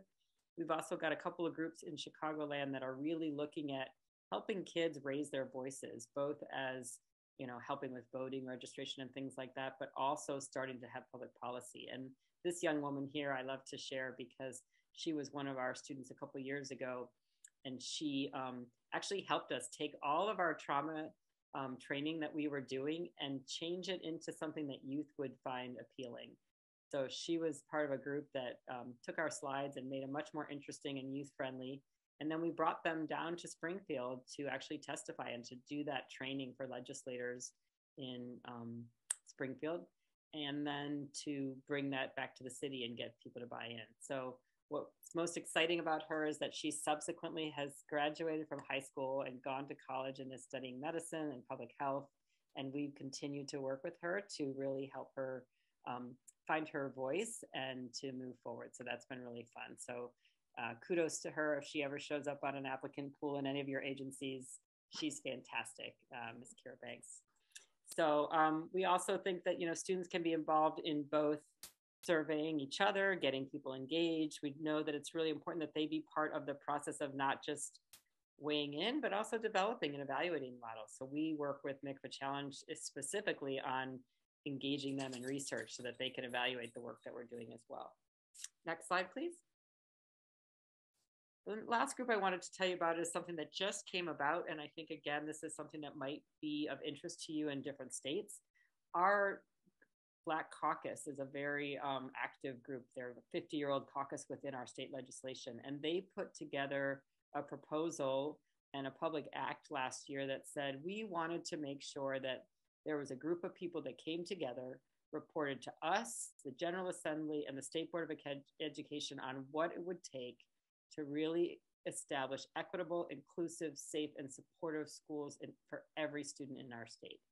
So that task force came together for the last year. We're currently wrapping up our work, which is why some of this information is stuff that I can share on the screen, but not yet publicly. So next slide, please. So this is just a little bit about how that worked. That was created in the spring, and then 35 members were nominated and recommended by the governor's office. We've been meeting over the course of the past year. We're currently at the point where we have some draft recommendations and we are doing feedback. So just last night, I spent time with the Illinois PTA Association getting some input on our recommendations. Tuesday night, we met with the Student Advisory Board. So we'll be finalizing these and bringing them to the State Assembly with the plan to ask for some very specific things. So next slide, please. So first, we had to come up with definitions that we all agreed with. We had to make sure that we understood what the whole child actually was. We were really key for us in our state. We wanted that to be birth to 21 at least. We wanted it to be thinking about physical, mental, social, emotional health, and that we really wanted to think about not only making sure that kids were safe and supported, but they were challenged, engaged, and protected. So that was the definition that we came up with that we will be bringing to our state assembly. Next slide. Similarly, we had to make sure that we all were adopting this definition of trauma. We talked about this a little bit at the beginning, that trauma has become a word that lots of people are using, but not everybody is meaning the same thing. The definition that you see here of the 3 E's is one that we have worked on for a long time, and the state has adopted and put forth, and SAMHSA has actually adopted as well. So in 2014, SAMHSA adopted this 3E definition, which says that trauma is not just the event, but it's how the individual experiences that event, whether they were, developmentally, what age they were, how close they were to it, and does it in fact have effects that last beyond just a brief period. As you know, if you've been traumatized or had a scary event happen, the first few weeks, the first few months, even after losing someone or some kind of an event like that, you might have nightmares. But we're looking for when these things go on. The other thing that we really wanted to emphasize in our state is that a lot of people have started with the ACE study, which is a really important study, but that study is really limited to the kind of trauma that happens within your family of origin. And we wanted to make sure in our state that we weren't just talking about that, but we wanted to talk about collective trauma as well. So that is the trauma that we see in communities experiencing violence, racism, discrimination, for kids that are maybe having food or housing insecurity. We really wanted to talk about collective trauma and recognize and call out that it's not experienced by everyone in the same way, that we do see disproportionality in terms of how it's being impacted in our state, and that in fact, some of the systemic and historical oppression and racism that have existed for centuries have actually come to this process and are impacting us. So this was a definition that we wanted to put out there to see that our whole state would understand that these were priorities that we were putting forward. And so this will be part of our proposed recommendations to the state. Then the next slide, is we wanted to really clarify what we meant about sort of emerging best practices. What's the difference between knowing about trauma and actually being responsive and actually doing things differently? And so we wanted to be very clear about that. So next slide, please. So trauma aware, we tried to really identify that that would be a school where everybody had some basic trauma training, where everybody understood that trauma is broad, that it can be there might be multiple causes, and that it affects the biology, cognitive, and social emotional development of our students. And that we wanted to make sure that that includes everyone, educators, school mental health professionals, school district administrators. We have the same kind of language around our community. And so we would also want that to include those folks that work with kids in other settings. So to be trauma aware is where you have to start. You need to invest in that kind of broad training. But the really important thing is to say, once you have that knowledge, does it change how you actually function in your school? Do you see changes in policies and practices? Is this aligned with how you are approaching your multi-tiered systems of support? Are you actually seeing in actual time that relationships are being prioritized and that staff well-being is being prioritized? Do you have a team that's actually doing the kind of work? So those REACH teams that Mashana described, the Whole Child Task Force is saying we need to create those. We need to create teams that are going to go and do this work. And so to be a trauma responsive school and to receive that designation, you should be having people leading that, and that should include parents and kids. And then at the bottom, the final one is healing centered. And this is important because if you're a trauma person or if you've been following the literature, you know that we're starting to get some pushback even on trauma. And we want to think about not just, are we addressing the stress and trauma that our youth have experienced, but are we actually healing? Are we actually building on the natural strengths that individuals and communities have collectively so that we can start to elevate healing beyond just addressing the harm, but really helping people to thrive? And we've also wanting to make sure that that includes that more holistic, more collaborative. So in healing-centered approaches, we're not just talking about teaching kids coping strategies, but we're actually talking about engaging with them civically, helping them find their voice, helping them promote their own culture and spirituality to heal themselves. And we're seeing a very different approach. I would say from what Mashana mentioned earlier, our Chicago public schools have been in this space for quite some time. So they have already established healing centered as where they want to go. But in this work with the task force, we really wanted to make sure that others across the state were willing to take that next step and to be not just trauma responsive, but to really move further into this aspiration of being healing centered. So we did get agreement on the task force, and we are hoping to get that to be part of our recommendations for the whole state. Next slide. So some of the things that came out of that, can you click a couple times so we get them all in, is, what are the things that the state would need to do? So we came up with, what are the training and resources that need to happen? We talked about things like, if we're gonna do this, we need to make sure that this is available across our state and that everyone can access it. And if we're gonna do this, maybe it's time to start changing some of the professional licensure so that it would become actually required for staff. We talked about processes. How do we take what we've learned from that REACH project and learn from it to make sure that there's evidence-informed practices? How do we make sure that any vendor who's working in this process, that the approval process to be part of it is fair and there's not biases? How do we create those feedback loops so that if this is working, we're looking at it and seeing, does this actually change what people are doing? A big part of it was looking at data. What is the data that we would want to collect across our state? What is the data we already have, and what's the data that's missing? So for example, we noticed that in our state, we've got these evidence-based funding formulas in terms of how people get money, but those aren't public. And people don't know, how much money is my school spending on social workers, on counselors? And are we investing our school improvement dollars to support these things? So we talked about, if we're gonna make a designation, how might we collect this information and put it on state report cards that any parent can look at? So we really thought about data being critical. We also felt like the second bullet here is that we don't have a good measure of what adversity looks like across our state. There's all kinds of folks who think, a lot of this is happening in Chicago, but when we really look at things like DCFS involvement and we really look at substance abuse, we see that there are actually counties in the state that are much higher, but we need some ways to think about that and put that together in a model so that we can direct funding. And then if you click one more time, I think the last one is that we wanted to make sure that restorative justice was something that was actually like trauma, evenly defined. People knew what it was, and that there was some way to track whether people were actually doing this. So that's not just, oh yeah, we're a restorative school. Well, how do I know that? What's happening in your building? Who's trained? Are parents and educators working together on this? Is there professional development? What about putting that in mandatory training or pre-service training? So these are some of the things that we're literally floating around our state right now. We'll see what all comes out, and we'll be happy to share the report when it gets written and update you on that. So next slide, please.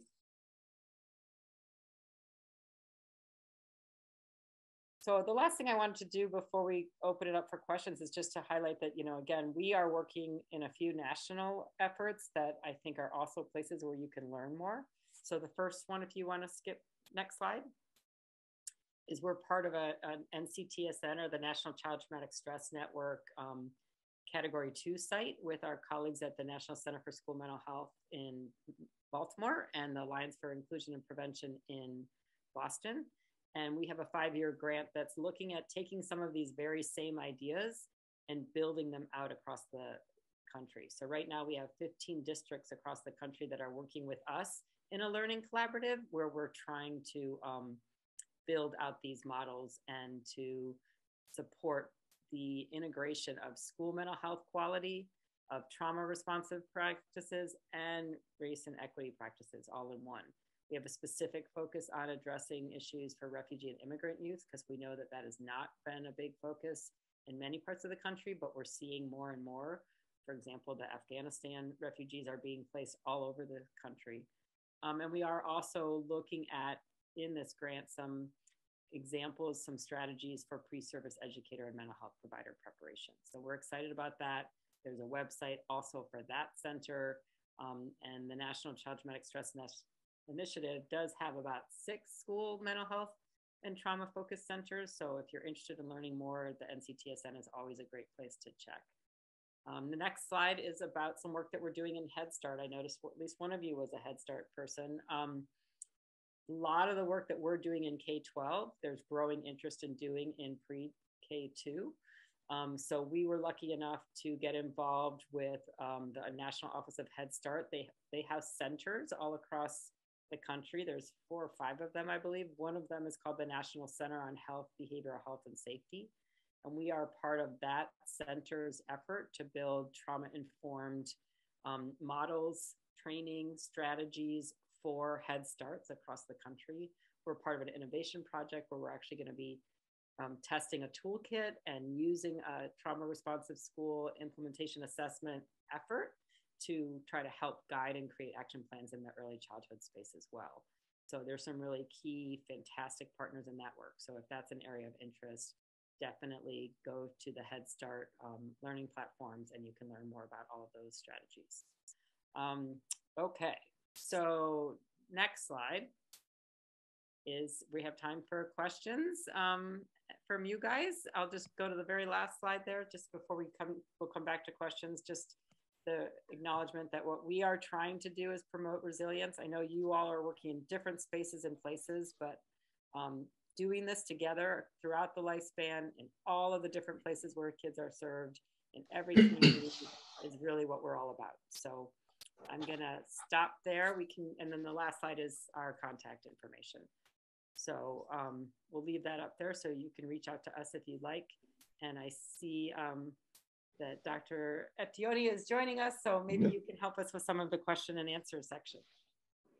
Yes. And first, let me say, wow, you guys are really doing an extraordinary, and from the perspective of somebody who's lives my life steep in systemic thinking and wishing that we can get this whole system to work better. It's really inspiring to hear you.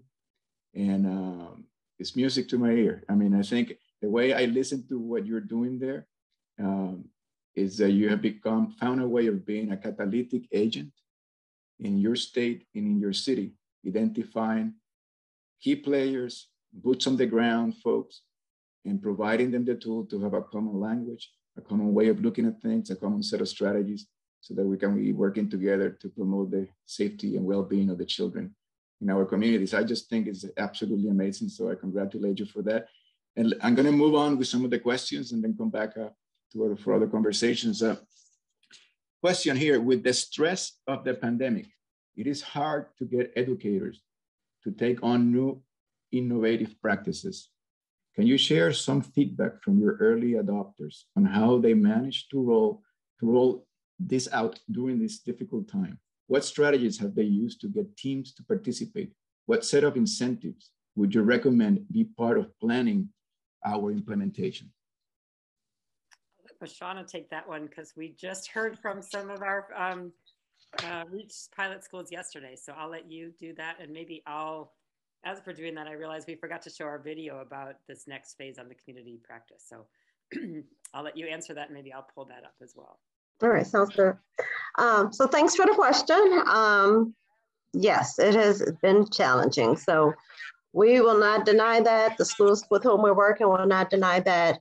But we have heard from some schools that they have been able to be successful. I think a couple of things matter. I would say first and foremost, school leadership matters. So having a school leader, having a school principal or a designate who is incredibly committed to this effort. We heard from one school principal yesterday that, they are in the process of waiting on COVID test results and meeting. Like they're in the middle of a meeting and then they're waiting on the COVID test, but they're going to keep meeting. They have not let a meeting fall off their radar. So some of it takes determination is a word that we heard a lot, like really being committed to the process. I have heard some schools ask initially about the meeting process and how am I going to get folks to be committed to this, team members, and asked about incentives like, are there any stipend funds available in order to support? And I think that matters to some. I don't think that's been as huge of an issue in terms of an incentive. It's more so like level of motivation and level of commitment that we've been able to hear. That's what we've heard from schools in terms of getting them to participate.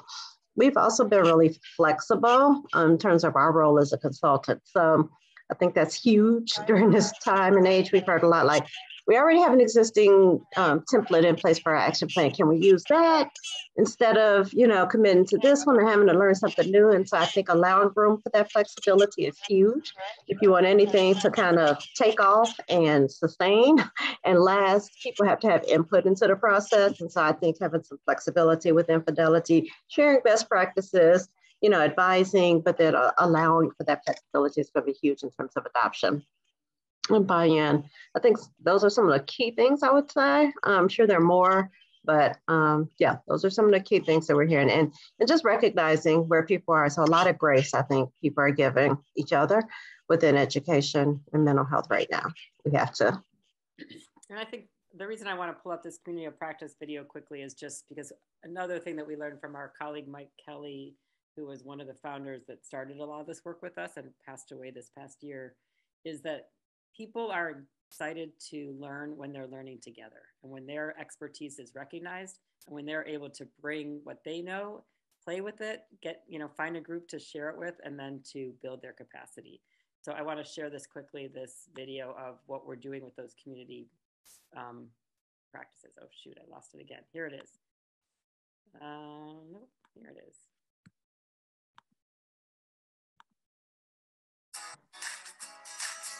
All right, well, we'll send you a link instead.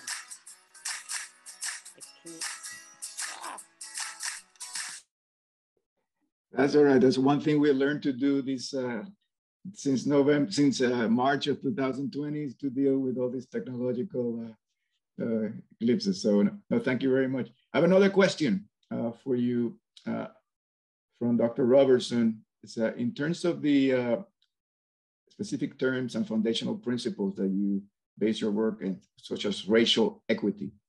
Do you get any political pushback? I can see some states or groups posing some criticisms given our current political situation, both at the national level and in the state of Florida. You want to take that or you want me to take that? Okay. Me. Yes.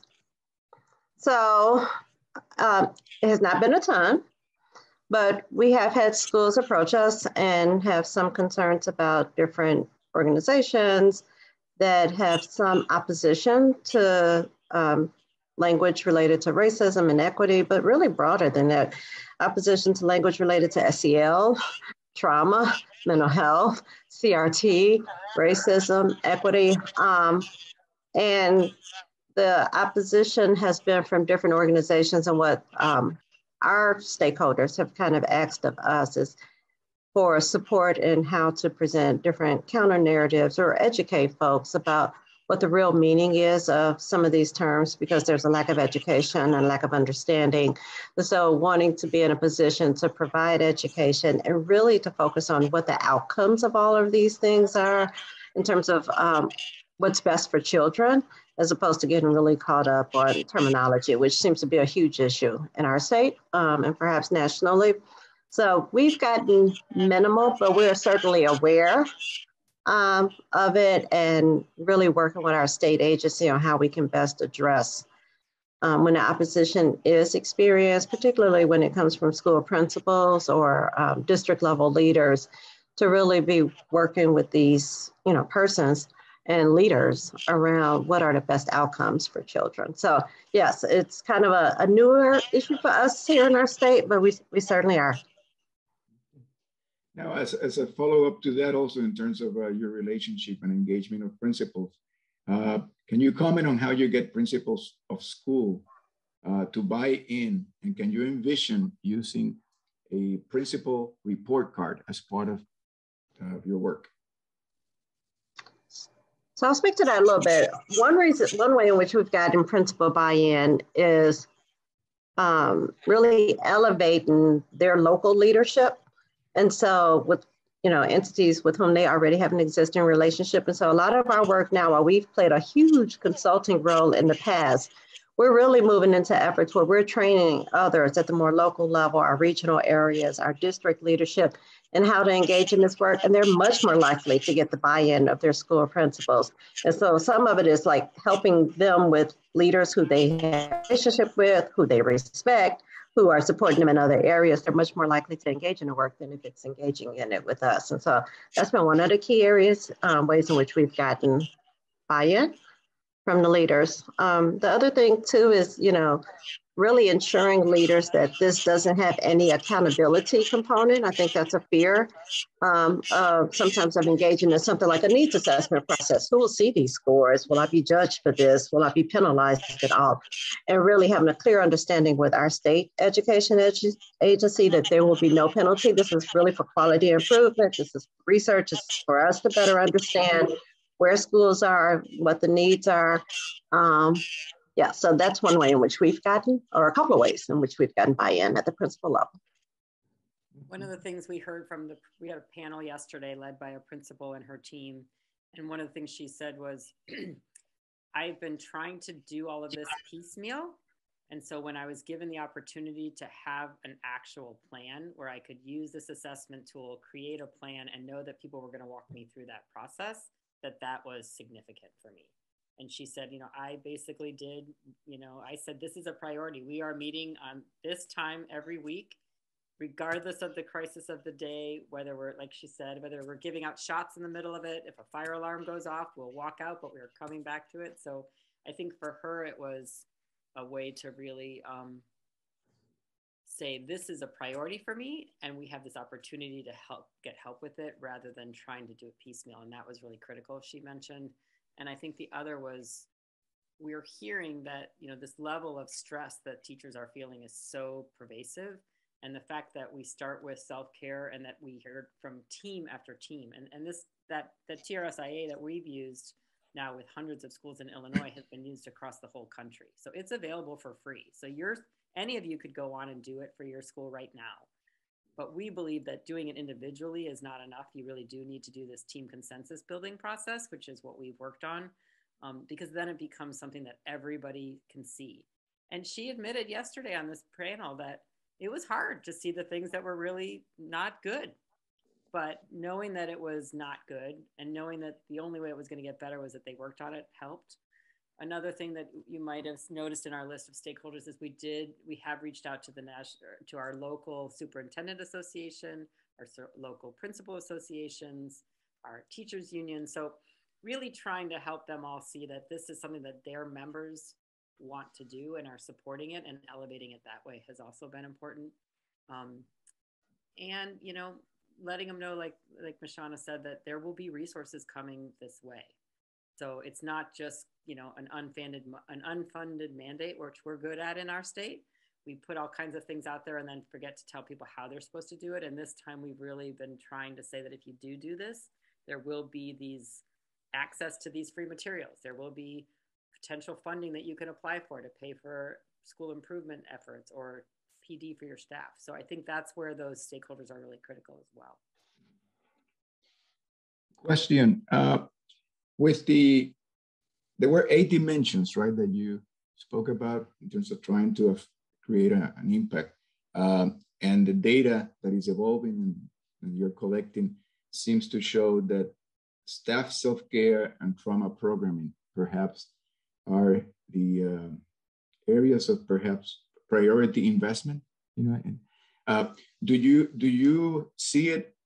Do you see your model getting reduced some and paying more emphasis to that, or not? I mean, right at the beginning, we all start with a very ambitious idea, given the realities, the economic realities, and particularly the task force reality, the human resources available.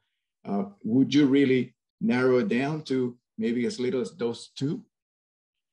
Well, you could. I mean, I think if you did that, what that would do is it would allow you to focus a lot of your efforts on first administrators, right? Because it's, we believe strongly, as Mashana said, that self-care is not just telling people to have better balance and take a bathtub and, walk their dog, but that it's actually collective care. And so it comes from institutional decisions about how you actually schedule people's time, and do you reward them for extra efforts, and how do you build the day and the calendar in a way that supports your staff. So if you did that you could focus largely on administrators at that level. I think the second one, when you're talking about supports, you and I have talked about this before. We talked about doing a CVITS training down in Miami for you guys, because what we know is that districts like Chicago Public Schools, where we've used federal dollars to build the capacity for clinicians in schools to do trauma-informed groups, that's really beneficial. And it's expensive to do that if you're not a big district. And so one of the things that we are hoping to do through this effort is, we know there's folks all across the state that want that kind of training, but their district can't pay for it. So if we create this statewide effort and create these learning collaboratives, they'll be able to bring together those social workers and those counselors and psychologists that are off in schools that don't have the resources to promote this, to learn and come together. So, you know, that piece is really critical, I think, in terms of supporting the clinicians and the administrators. I think what I love about the whole TRSIA is, by asking schools to reflect on the overall picture, they can pick what they want to do. And so those things that are those, you know, universal around school safety, around community engagement, around, do you have an SEL curriculum? Do you have out of school providers that are connected to your building? You know, some of those are more systemic changes, but schools already have sometimes school climate team. So they might take that on because that's what they're already doing and it helps them. Whereas other pieces like staff support or clinical work, or having a behavioral health team that really helps refer kids and identify kids who need services, those are things that, you know, it's different members of the team. So with these communities of practice, what we're saying to schools is, you come up with your action plan. Your plan, you can implement it however you want, but if some pieces of that fit with what we're doing across the state, send your people to be part of that community practice. So you might send a social worker to come learn about CVITS, and you might send an administrator to go learn about creating these behavioral health teams. So again, we're trying to, you know, not make it one size fits all, but also if you have a partner in your community who's already working with you, if you've got the Melissa Institute down the street and they're in your school and helping you, then you don't have to add a community of practice because you've already got access to those partners. And in our state, a lot of our unions, for example, are doing some really innovative work led by teachers. So we want to try to kind of make it an all welcoming, but the action plans is how we focus it. But I could see in a state deciding to put dollars towards a couple of those really big buckets. Thank you. Thank you very much. You did mention in reference to this that to the REACH, when you were talking about the impact of the REACH program, you talked about that intensive training may not be necessary for positive change to occur. And then you ran out of that. You didn't say anything more about that. So I'm curious about, so if it's not intensive, then what have you learned now? What is it? What maybe some minimal requirements or that you think are necessary for the training to work?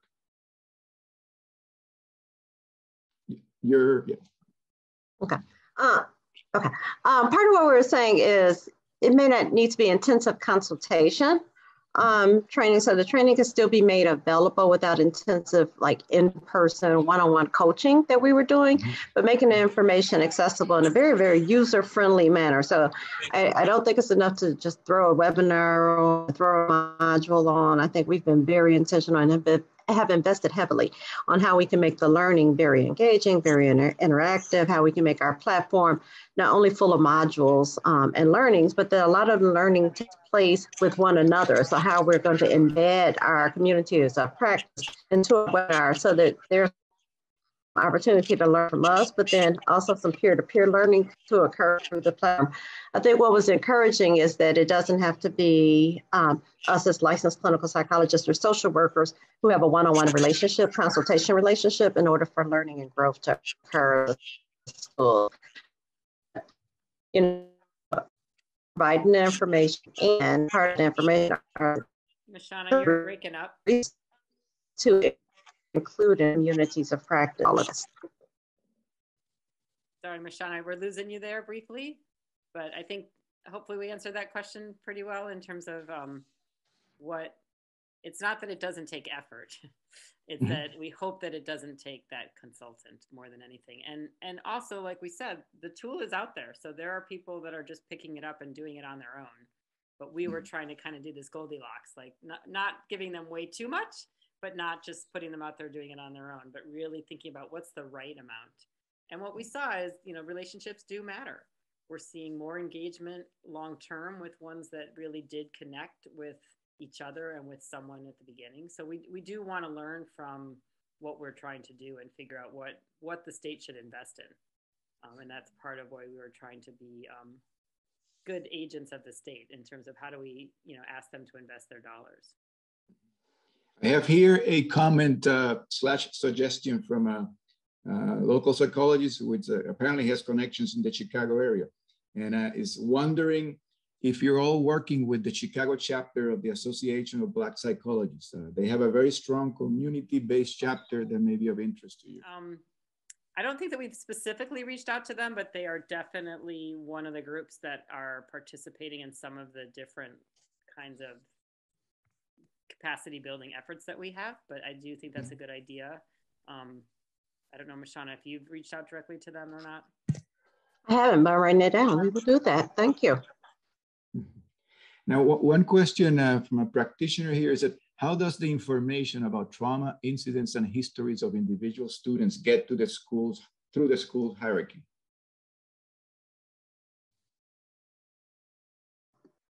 Can you repeat that, please? Can you come off mute and talk to us about that question? I read that earlier and wasn't quite sure what it said, what you were talking about. Is it how do we address individual student information, or how is it, is it possible for you to clarify that question? In terms of one of the things that we were just discussing yesterday with the PTA Association, for example, last night, was the issue of how we have volunteers coming into schools, working in the lunchroom, for example, and they told us that in some of our schools, they're not even allowed to tell the lunchroom volunteers which kids have food allergies, because that would be a HIPAA violation. And that is crazy, right? If you're working in the lunchroom and you're feeding kids and supervising kids eating, knowing that information. So I do think there's here we go, John's coming on. I think there's a moment where we need to really think together about what information needs to be private and what information needs to be shared. And one of those places that we see, especially, is with our kids that move from school to school.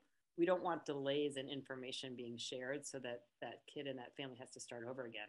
But the issues, obviously, of FERPA and HIPAA and what you can share and what you can't share. I mean, I think what we find, for example, and I'm sure many of you that are working in schools, is that it is important for an educator to know if a kid is getting a tier 2 intervention. They don't have to know the whole trauma that the child or the details of what they've been through, but they can at least be told that this child is in a group working on these skills so that teachers can reinforce it. So we have tried to look for that. Okay, now John's with us. Can you hear me? Yes. Oh, good morning, and thank you for all you do. I'm an addiction medicine physician here, and so I'm one of the ones that sees the kids after they get through the parents and the school, and the frustration of seeing in the Miami Herald every day the crime and the kids, they're teenagers with weapons and crime and gangs and so forth. And so I academically know that they have gotten through the system. And then, of course, when they get to criminal justice, that's, quote, over. There is no rehabilitation that I see. So that's why I asked the question of those kids went to school at some point. Teachers, probably many teachers saw them, maybe an athletic coach or a pastor or counselor. So in your research, how do you see them getting through? Is it that nobody really does care, or we're okay with 80% and we don't care about the other 20%? Is that too harsh? But as a person who is on the catchment side, we want prevention and early intervention and would love to do more with that. I'll weigh in and then let Mashana jump in. I think what you're describing is that we have you know, as you said, you're coming out of academic medicine, so you know what a public health triangle should look like. And 85% of our resources should be going to prevention. But in many cases, what we're seeing is that that's not happening. And so all of our mental health dollars are being spent on high need kids way too late in residential treatment programs, or worse, in juvenile justice settings. And so part of it is really helping educate the public that early intervention and prevention really does work, I think is critical. I think the other big space that we hear from schools a lot is that the mental health professionals who are in the building are primarily there funded to provide special education services for kids who are identified as getting those needs by law. But there's 80% of the kids who are not getting special ed, and there really hasn't been investment or models in thinking about what's the right kind of investments, the right kind of personnel, the right ratios of counselors to students that would help students to get connected to services earlier. So that's a big piece of it. And then the second piece, I think, is really educating teachers that their frontline skills and what they're seeing and their concerns need to have a place to go. And so for us, we have another model that we spent a lot of time developing, our behavioral health team, which is really around tightening up the referral process. So a teacher can just say simply, I have a student, I've used all the tools I have to address what I think are their behavioral or emotional issues, and it's not working. Can I get a consultant? Can I bring this to a team that's going to look at what might be going on for that student and decide, is there something we can offer the student that the teacher could implement in their classroom? Is it something that is a small group that should be delivered in the school? Or do we need to get this person connected to a community provider sooner?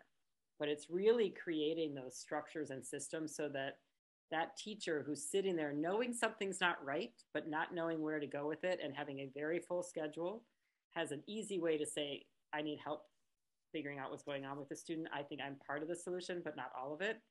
And I think if we can do that and build these structures and systems, that's really a critical part of what we need to do. And that is not how most schools are set up right now. It just isn't. So you're right. They end up getting not noticed, or maybe disciplined out, or ignored, or, you know, hopefully it's not my problem anymore. I mean, and nobody wants to do that. No one goes into education or medicine because they don't care about kids, but they're trying to balance what they can put their resources to. So that's a really good point. Thank you very much. Yeah, I was just echo everything that Colleen said. The only thing I would add too is, in talking with my schools, the importance of education and helping educators with early identification so that they truly do. Some are able to identify when there's a problem and others may miss it. And then just being a lot more thoughtful about rerouting children through the mental health system as opposed to the criminal justice system, which we see too often. I've had schools say, you know, they make exceptions and have very low expectations for students when it's academic, and they're like, oh, they've gone through so much, and so let's not expect too much of them academically. But they don't make those same kind of exceptions and understanding when there's a behavioral problem. They're like, he has to go. Let's, you know, get this kid arrested. Let's notify the police, et cetera. So just rethinking how we route students when we do identify mental health problems and ensure that they're getting their appropriate services. Well, I want to, obviously we have you can clearly see we could have a much longer conversation on this. And I have the bad job to bring it to a closure. And I want to, first of all, join chorus with our scientific director, Don Michael, who sent on the feed, sent you a comment about thanking you for the terrific presentation. It was really, really wonderful to hear, to learn from both of you. And we're looking forward to kind of like continue to do so in the future and continue to try to move the needle here in the direction, following your path, so that we can promote the safety and well-being of our youth here as well. For the audience, I want to thank you all for joining us. Remind you that everything that the Institute does, the Melissa Institute does, is done for free and is possible because of your collaboration, support, and donations to the Institute. So donate, be generous with us, and we'll continue to provide you with the best knowledge that we can on issues that matter to your children, your schools, and your communities. Thank you again, Colleen and Mashana. By the way, before we go, is there anything that you would like to say prior to we're saying bye. Well, thank you for having us. Yeah, thank you, and keep up the good work. And we're always looking for partners. Mashana and I have actually established a state-to-state group of other folks that are trying to do this with a few states. So anyone who's interested, reach out and we'll try to get you connected, because we are still at the very beginning of this. We're trying to learn as well as we're trying to share what we're doing. So we'd love to connect with others who might be interested. Fantastic. Be careful with what you ask. You may get it. Okay. I've learned that with you. I've learned that. All right. Thanks, everyone. Thank you. Have a great day. Bye-bye.